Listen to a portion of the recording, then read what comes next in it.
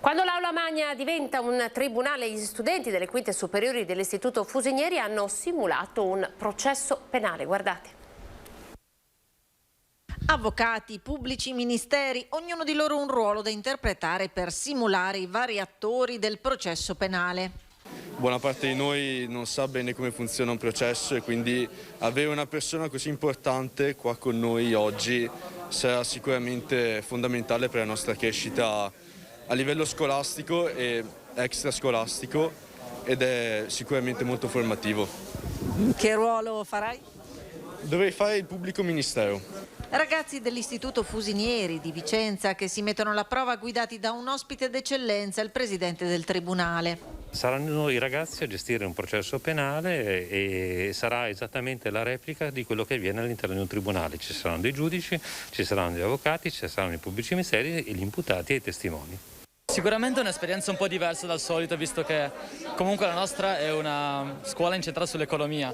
Quindi con questa attività usciamo un po' dalla nostra zona di comfort e speriamo comunque di imparare qualcosa e sì, di portarci a casa qualcosa che ci serve anche nella vita alla fine.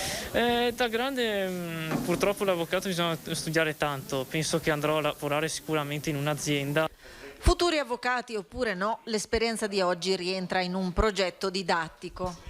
È importantissimo per loro poter vivere questa esperienza perché tra le altre cose è strettamente connessa anche al curriculum di educazione civica che è stato introdotto oramai come obbligatorio e permette loro di fare un'esperienza irripetibile. Il progetto nasce nell'ambito della materia di educazione civica, sono ragazzi di quinta, 2 quinte, una quinta FM, una quinta indirizzo SIA e l'idea originaria era quella che i ragazzi andassero in tribunale appunto con la collaborazione del dottor Rizzo che è il presidente del tribunale e simulassero un processo penale.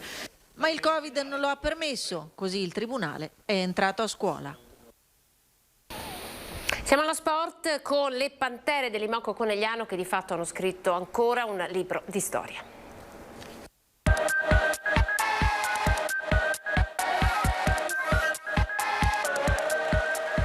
Mi piaceva che questa diventasse una festa, no? Un giorno particolare per noi, uno di quelli da ricordare. È stato così. E adesso il limite, come si suol dire, è solo il cielo. Un cielo tinto di giallo-blu come il pala verde festoso per le imbattibili.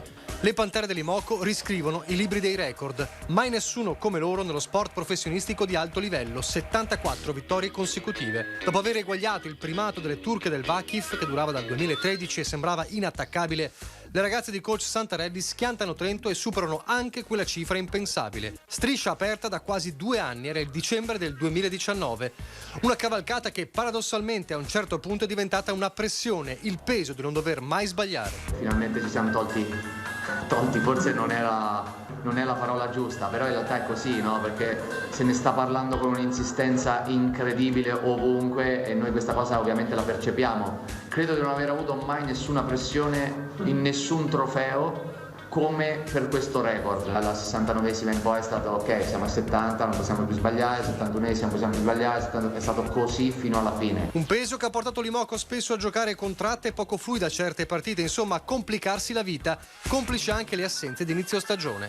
Eppure la vittoria non è mai mancata. 25-13, 25-11 e 25-20 il tabellino della vittoria della festa. E adesso il limite è soltanto il cielo. Adesso la squadra si esprimerà meglio. Quindi giocheremo mercoledì la prima partita di Champions e non vediamo l'ora e poi andremo a Scandicci, consapevoli che questa squadra e questo gruppo è molto molto forte ma che abbiamo ancora tanta strada da fare. Da stasera 20:10 la comicità di Carlo e Giorgio sbarca su Antenna 3 con il Senza Skei, l'unico tutorial che vi insegnerà come vivere appunto senza skei, dal caro benzina alla spesa quotidiana, dalla cena al ristorante al fitness, una guida pratica ed ironica, più ironica che pratica, specchio del momento che sta vivendo il nostro paese. Da stasera e ogni giorno, dal lunedì al venerdì alle 20:10 l'appuntamento è con Senza Skei. E poi a seguire invece torna Ring, 21:15 con Ferdinando Avarino, Davide Bortolato, sindaco di Mogliano, Alessandro Zuin, titolare di Villa Braida, Laura Puppato, Partito Democratico, Alberto Villanova, Lega, Luigi Bisignani, scrittore. Questi gli ospiti della serata. Ed è tutto, grazie per essere stati in nostra compagnia. TG Veneto termina qui, siamo alle previsioni del tempo. Arrivederci.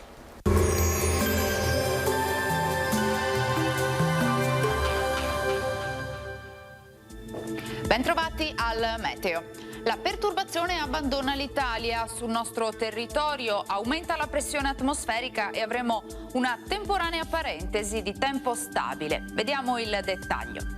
Sul Veneto la grafica di martedì 23 novembre ci mostra una situazione decisamente buona. Precipitazioni assenti fino al primo mattino, residua nuvolosità, poi schiarite via via più ampie fino a cielo sereno o al massimo velato. Temperature minime in sensibile calo, comprese tra 1 e 5 gradi, massime invece stazionarie tra i 10 e i 13 gradi all'incirca.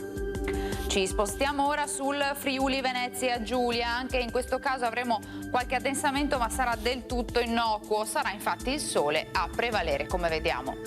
Temperature minime tra 3 e 6 gradi, massime sui 10-13 gradi. Infine diamo uno sguardo alla situazione del Trentino Alto Adige, dove avremo anche in questo caso bel tempo soleggiato con cielo limpido o al massimo con qualche nube sparsa. Temperature minime intorno a 0-2 gradi, massime sugli 11 gradi all'incirca. Dal meteo di Antena 3 per ora è tutto, grazie per l'attenzione, arrivederci al prossimo aggiornamento.